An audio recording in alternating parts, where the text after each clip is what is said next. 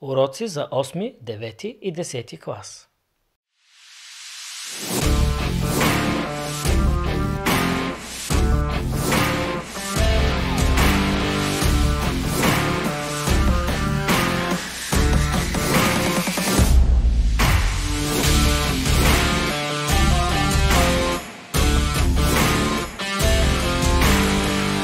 Както сега сте видяли, съм замислил уроци за 8, 9 и 10 клас, които ще бъдат под формата на видео урок, записан с камера, с помощта на бяла дъска и естествено хартиен учебник в кадър, който ще чета от учебника, ще разяснявам какво има предвид автора, за да може в рамките на 45 минути един ученик, като отдели това време, той да може да усвои материала, да го разбере.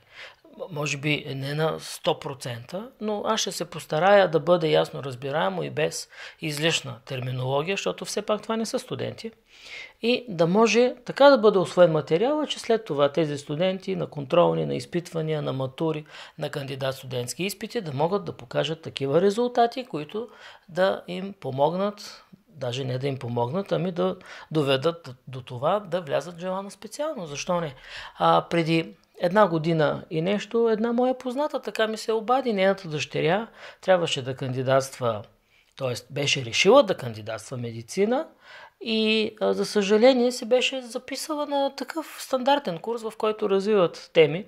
Казват им, извадете сега по един бял лист, пишете. И тя за съжаление си беше развила стрес, паник, атаки получаваше. Паник атаки може би не, но блокираше.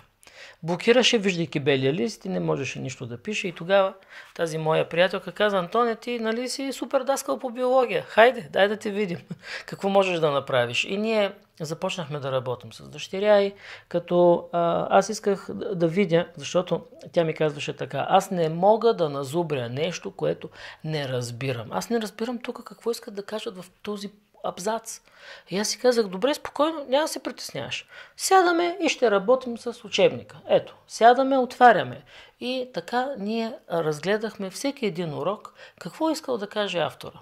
Какво пише в този учебник, каква е идеята и успях все пак да я убедя да развие няколко теми, които обсъдихме, пропуски, разни такива общи положения и всъщност тя влезе медицина. Като влезе медицина благодарение на биологията, защото по биология оценката й беше значително по-висока, отколкото по химия. И така че е възможно. И това бяха уроци, които аз съм дал в продължение на 6 месеца. 6 месеца, 3 пъти седмично по 1 час. Което означава, моята цел сега с тези видео уроци е значи, на първо място, ако някой е закъсал и иска да изкара матура по биология, за да има средно образование, това ми е на мене базовата задача, която съм си поставил. Също така, кандидат-студенти, които се опитват да възпроизвеждат пасажи, имат проблем с разбирането на текста. Защото когато човек не разбира текста, той не може да го запомни. Какво кодиране очакваме ние да се случи в главата на човек, който не разбира какво чете? Така че моята цел е да разясня, първата стъпка, да разясня материала, така че учениците да го разбират, за да могат след това те да разкажат със собствени думи, като аз ще внеса и някой друг термин допълнително, защото учебниците са много обрани, за да може да звучат нещата по-ясно. И след това вече един ученик, който иска да кандидатства медицина, той с тези знания, които получава, ще може да си реши теста. Ние ще решаваме и тестови задачи. Имам тук сборници, матури, всякакви щуроти, работни листа и така нататък. И аз също мога да измислям тестове, и то интересни. И след това вече, като знае един човек материала и за какво става въпрос в един учебник, той като преговаря, след това отива и успява. Ще успее да развие темата.